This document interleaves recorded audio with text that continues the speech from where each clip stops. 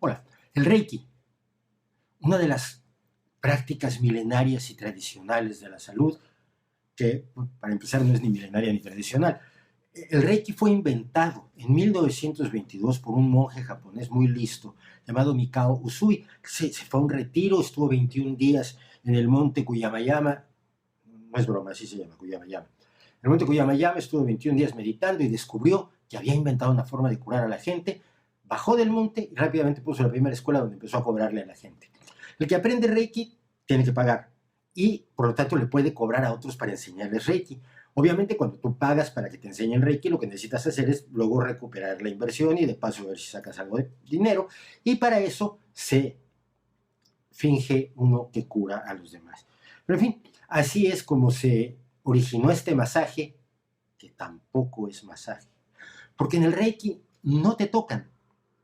En las versiones por lo menos tradicionales, razonables, las versiones de ortodoxas que inventó el señor, el brillante señor Usui, no te tocan. Te pasan la mano encima mientras ponen cara de que algo está pasando. Se concentran mucho. A veces les tiemblan las manos un poco. Y entonces ellos dicen que te están transmitiendo energía. ¿Sabes lo que es la energía? Ellos no.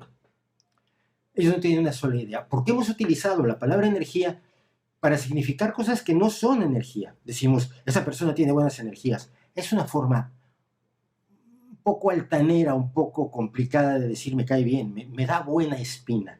Me parece que no es mala persona. Cuando algo me da malas vibras o tiene mala energía, quiere decir que me desagrada, me disgusta, me molesta, incluso me puede causar miedo.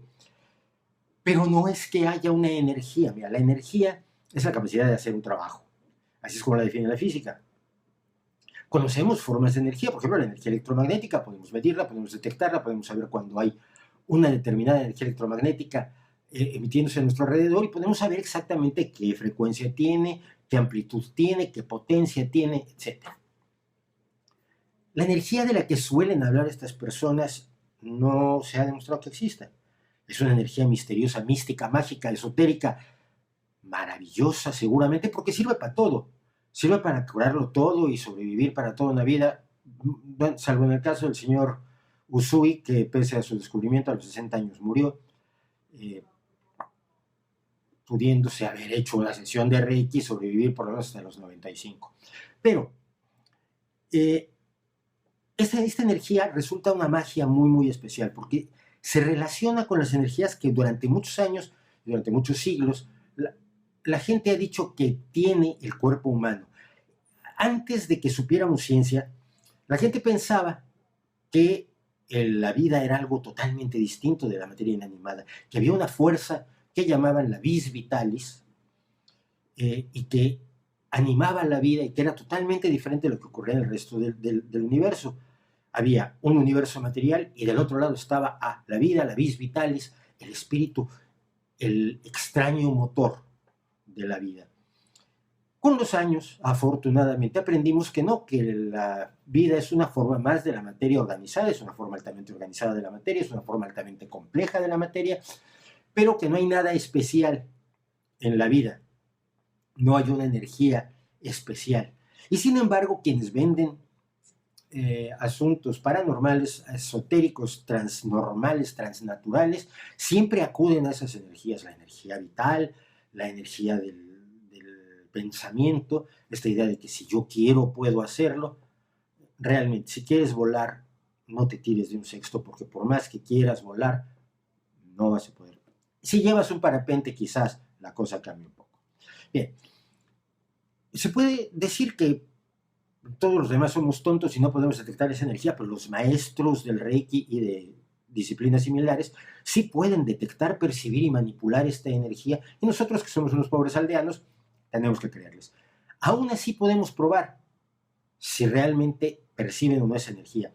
Hay una forma del Reiki que se llama el toque terapéutico y que afirma que existe el campo energético humano. Usted sabe que la pseudociencia, cada vez que quiere sonar más impresionante, va pasando del lenguaje esotérico, místico, se va trasladando hacia el lenguaje pseudocientífico. Suena mucho más importante, campo energético humano que la energía de la vida. Parece más serio, no lo es. Bien, los que hacen toque terapéutico aseguran que existe este campo energético humano, y una vez una niña de 10 años de edad descubrió que esto era muy interesante, que podía ser un pequeño experimento para determinar cómo percibían estas personas tan brillantes el campo de energía humana. La chica se llamaba Emily Rosa y su experimento fue el siguiente. Los del toque terapéutico aceptaron trabajar porque pues, es una niña, es mono, no se dieron cuenta de lo que se estaban metiendo. Ellos se ponían en una pantalla y solo podían meter las dos manos a través de unos orificios al respecto. Metía las dos manos y luego del otro lado Emily Rosa utilizaba un método aleatorio para ver sobre la mano, sobre cuál de las dos manos del toque terapeutiquista ponía la suya. Y entonces el tocaterapeuticista decía: percibo tu energía, tu campo de energía humano, lo percibo sobre mi mano derecha. Y Emily Rosa apuntaba: lo percibo sobre mi mano izquierda. Y apuntaba. Y resultó que no percibía nada, que sus resultados de percibo la energía en la mano izquierda o en la derecha eran exactamente iguales al azar. No estaban percibiendo nada, no había nada que demostrara que había ninguna percepción de ningún tipo. Dicho de otro modo, están estafando a la gente. Algunos que son más listos han desarrollado otros métodos, porque además no quieren pagar el curso de Reiki, que suelen ser caros, y han desarrollado otros métodos como el toque terapéutico o el ETF, creo que sí, TTF, FTT. Bueno, mire, usted vaya a la página de la monja Forcades, y la monja Forcades, que además no cree en las vacunas, en fin, está dentro de todo el rollo de la mística de la izquierda Feng Shui. Vaya usted a su página y verá cómo se llama, creo que es TTF. La idea es que ella lo cura haciéndole así, dándole golpecitos.